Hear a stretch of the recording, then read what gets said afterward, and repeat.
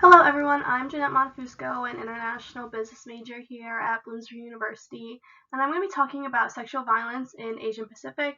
This is a really touching subject as women are treated very poorly in Asian countries, and I don't think a lot of people know how poorly women are treated, so that is why I chose this topic, and why I'll get more in depth about how women are treated. I'm going to start by giving you some general information about what sexual violence is before we really get in the depth of how bad it is in the Asian countries. So sexual violence is any sexual act or attempt to obtain a sexual act by violence or coercion. It's an act to traffic a person or act directed against a person's sexuality, regardless of the relationship to the victim. Sexual violence is carried out with impunity, with applying low conviction rates for rapists. Women and girls are the major targets for sexual violence, but that does not mean that men, boys, and LGBTQ plus individuals are not also victims. A very sickening fact is that 1 in 3 women have been subjected to sexual violence worldwide. And as you can see from this map I have here on the right, it shows where sexual violence is the worst. The darker the red, the worse sexual violence is. And you can see that it's very bad in North America, and it is also very bad over in the Asian countries, which is where I'm going to be focused. This is just some general information continued. Violence by a husband or male intimate partner is the most widespread form of violence against women globally. This is very sickening to know, since your husband or your partner is supposed to be someone who you trust and who you respect, and they are the ones inflicting this violence. Another really sickening statistic is that 2 in 3 women have reported that they or a woman they know have experienced some sort of violence. Women are the more targeted because they're less likely to report the sexual abuse due to the fear of retaliation, rejection. There's a lot of victim blaming and the stigmatization. And this fact really touched home, is that only 77 countries have legislation that explicitly criminalize material rape, meaning that those other countries don't look at rape as like a bad thing, or they do not criminalize their rapists in their country. Okay, so now I'm going to get into statistics of the Asian and Pacific countries, as that's what I'm going to be focusing on more. For women in these Asian countries, 23% of them have experienced some form of sexual violence, 10% have experienced completed or attempted rape, 21% had non-contact unwanted sexual experiences during their lifetime. For men, about 9% have experienced some form of sexual violence, and the other 9% have experienced non-contact unwanted sexual violence during their lifetime. So as you can see by these numbers, women are the major target, since their numbers are a lot bigger, as I mentioned earlier. Since women are so scared to speak up for themselves, men are, especially in the Asian countries, men are looked at as higher than women, so women are seen as like objects, I would say.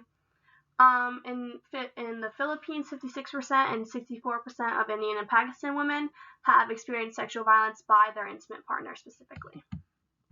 So this is going to talk more about the victims in the Asian Pacific countries. In these countries, the portion of women who have reported having experienced physical or sexual violence by an intimate partner in their lifetime is substantially higher than the global average. The global average is only at 27%, but as you can see in India, it's 35, which is way over, and then in Timor it's 38%, which is crazy. And then if you get into Fiji and all these other countries, like Bangladesh, it's 50% or more. 50% or more, that is almost 30% over the global average. The whole world, global average. So that was really interesting to learn. In Southeast Asia, 33% of partnered women ages 15 to 49 will experience physical and or sexual violence from current or former husband or partner, starting at the age of 15, which is very young. 75% of women in Asia and the Pacific have experienced sexual harassment. 75%, that's more than half the women in Asia. Very disheartening. 20,000 women have been killed by their intimate partner or families in Asia in 2017 alone. They have been killed by their intimate partner and their families, who they are supposed to trust. 20,000 women. And this issue has not been looked on, and I really don't understand why. This slide is just some statistics continued because I feel like showing the statistics shows how big of a problem it is, because the numbers to me really made my eyes open. So on sexual violence against women in the Western Pacific region, there's some statistics that show some of the highest prevalence rates worldwide. 43% of women in Nauru fell victim to sexual violence in their lifetime by someone who was not their current or former partner. So like I said, it's not always the former partner or current partner, but it could be someone random, but it is more often than not that partner that you have. 28% of women in Vanuatu, first sexual experience was forced. So the women in that country who were experiencing sexual violence, and it was supposed to be something that's happy and a turning point for women, theirs was forced. 68% of women and girls make up the trafficked people in the East Asia and the Pacific countries. 49% of girls in Indonesia have undergone some form of female genital mutilation. Although it is outlawed in Indonesia, it's still happening. 40% of all children brides are from South Asia. So globally, 650 million girls or women are married before the age of 18. So if the statistics were enough to show you why it's such a big issue, I'm going to give you a little more in depth about why nothing has been solved and why it is still an issue. So rape laws across 6 South Asian countries effectively deny justice to survivors due to protection gaps in the law. This means that the rapists are protected more in the law than the survivors are to gaining their justice. Severe barrier to accessing justice and implementation gaps within the criminal justice system are things such as there's a limited definition of what the sexual violence is. There's failure to criminalize material rape in all circumstances.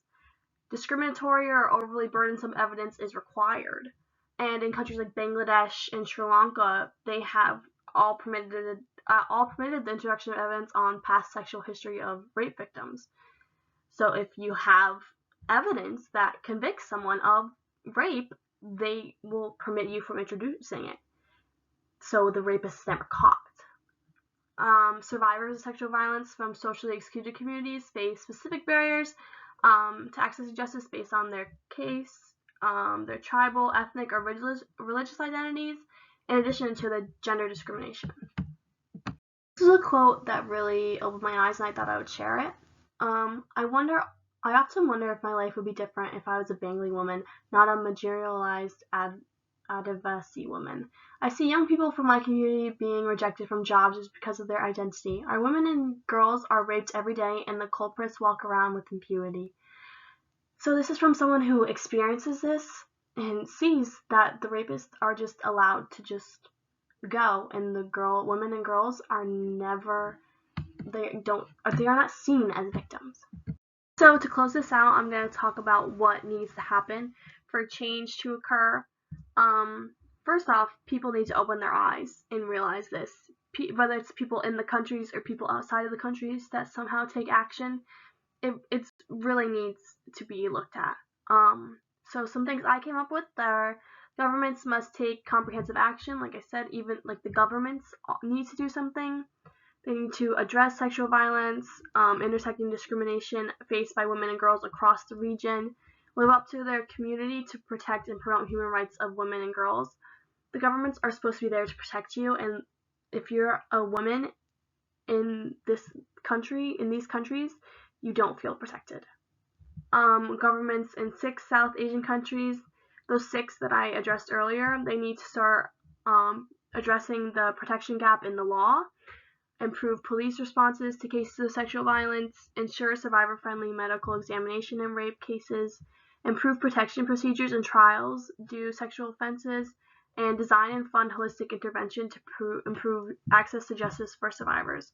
These are some things that I came up with and ways that they can help, and ways that the survivors and these women and anyone can finally get the justice they deserve, because in these countries it's a really big issue, and being a woman is not, you are looked so down upon in these countries, and it's very saddening. And that's why I decided to do my presentation on this topic, to show and gain some perspective on this issue, and hopefully that it reaches someone who can do something about it.